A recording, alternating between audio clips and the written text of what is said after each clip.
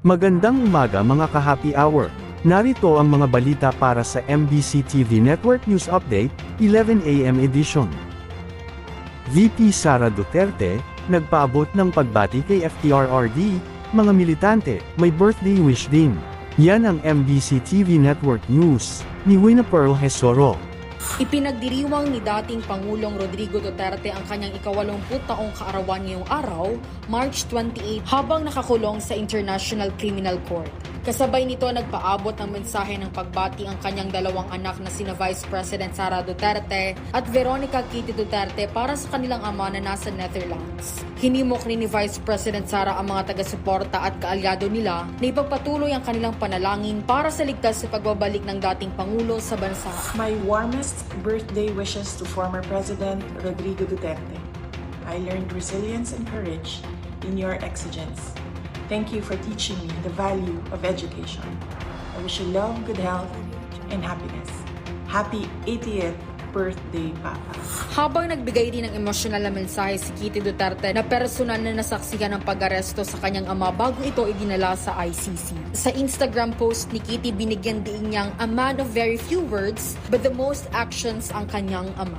Nangako rin si Kitty na ipagpapatuloy ang legasiya ng kanilang ama habang pinasalamatan niya rin ang mga taga-suporta. Matatanda ang nasa Netherlands ngayon si Kitty at ang common law wife ng dating Pangulo na si Hanelet Avancenia.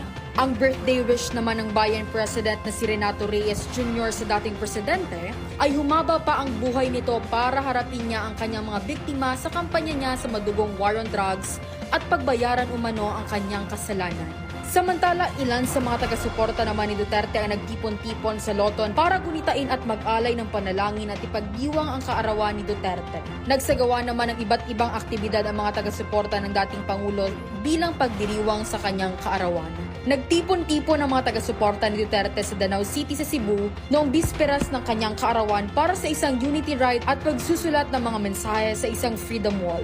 Samantala, sa Davao City, nag-organisa rin ang mga taga-suporta ng isang manyanita sa labas ng bahay ni Duterte. Kaugnay nito, ilan sa mga paaralan ay nagsuspinde na ng kanilang face-to-face classes upang maiwasang maapektuhan ang mga aktibidad para sa kaarawan ng dating Pangulo. Magkakaroon din ng isang munting pagtitipon sa labas ng detention facility sa The Hague, Netherlands, kung saan inaasahang dadalo ang mga taga-suporta ni Duterte upang ipagdiwang ang kanyang kaarawan. Para sa MBC TV Network News, ito si Wina Hesoro ng DZRH. Una sa Pilipinas, una sa Pilipino.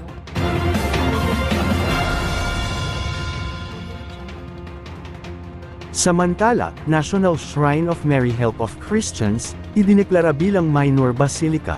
Idineklara ni Pope Francis bilang minor basilica ang National Shrine of Mary Help of Christians sa lungsod ng Parañaque. Ang pagiging minor basilica ay nalalaman sa pamamagitan ng special na koneksyon ng Santo Papa at ang simbahan sa Roma. Dahil sa pagiging minor basilica, ay maaari na nilang gamitin ang crossed papal keys sa mga banners at mga signs. Ang National Shrine of Mary Help of Christians ay siyang unang minor basilica sa 22 taon ng Diocese ng Parañaque. Sa showbiz spotted, Liza Dino Esguera, nawalan ng mahal na relo at laptop sa NAIA. Inireklamo ni Liza Dino Esguera, dating chairperson ng Film Development Council of the Philippines, na nawalan siya ng mamahaling relo at laptop mula sa kanyang check-in luggage, nang dumating ito sa Ninoy Aquino International Airport nitong Miyerkules, March 26. Ayon kay Dino Esguera, na partner ni Aiza I. Segura, hindi niya agad na-check ang laman ng maleta pagdating nila sa bahay, nang buksan ito, wala na ang dalawang gamit. Sinabi pa ni Ice na napansin nilang may hiwa ang maleta, na parang ginamitan ng kutsilyo. Paliwanag ni Dino Esguera, inilagay niya raw ang mga gamit sa checked luggage dahil sa limitasyon ng timbangan sa carry-on. Paliwanag ng paliparan at mga autoridad, walang natagpo ang ebidensya na nagbigay linaw sa nangyari. Ngunit ayon sa pamunuan ng paliparan, nababayaran ang mamahaling relo ng kasintahan ni Ice, pero hindi kasama ang laptop. Hinimok ni Dino Esguera ang mga autoridad na maging mas maagap sa pagresolba ng mga insidente ng pagnanakaw sa NAIA. At yan ang mga balita para sa MBC TV Network News Update, 11 AM edition. Abangan ang mga susunod na balitaan mamaya, para sa 2 PM edition.